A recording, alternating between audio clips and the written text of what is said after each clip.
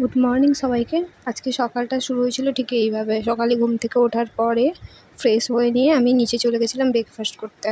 Breakfast করে এসে তাড়াতাড়ি আমি পড়াশোনা করতে স্টার্ট করি। যেহেতু আমাদের সামনেই ইন্টারনাল এক্সাম, তাই জন্য আজকে যেহেতু সানডে, আজকে কোথাও বেরাইনি আউটপাসে, তাই আমি সকালে উঠেই পড়তে বসে যাই। অনেকক্ষণ পড়াশোনা করতে করতে আমার আবার খিদেও পেয়ে যায়। পড়াশোনা কিছুক্ষণ করার পরে আমি আবার পড়তে পড়তেই খেতে স্টার্ট করে দিই।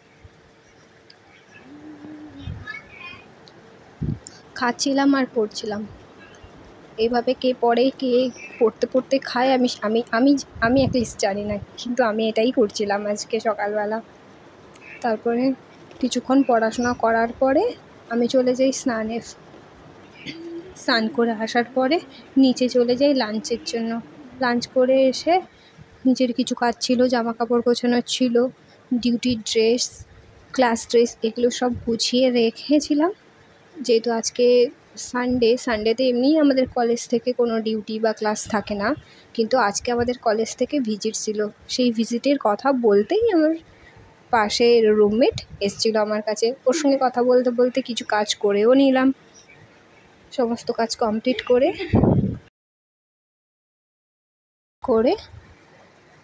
যেহেতু আজকে সানডে, আজকে আমাদের কলেজ থেকে ভিজিট ছিল, আমি ভিজিটের জন্য ব্যাগটা গুছিয়ে নিলাম। তারপরে নিজে রেডি হয়ে গেলাম।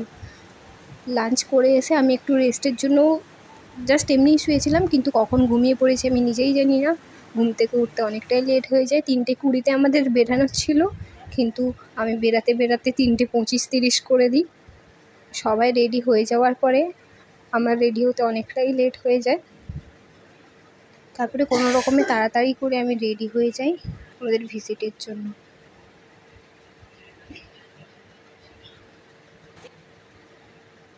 তারপরে চলে যাই ভিজিটে।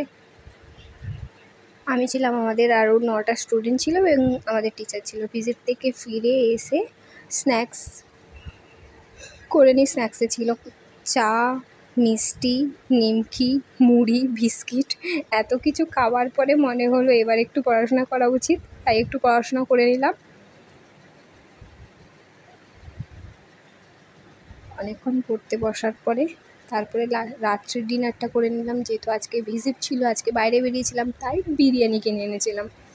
তারপরে খাওয়া দাওয়া করে নেওয়ার পরে ঘুমিয়ে গেলাম। Tata, good night. আজকের মতো এখানেই শেষ করছি।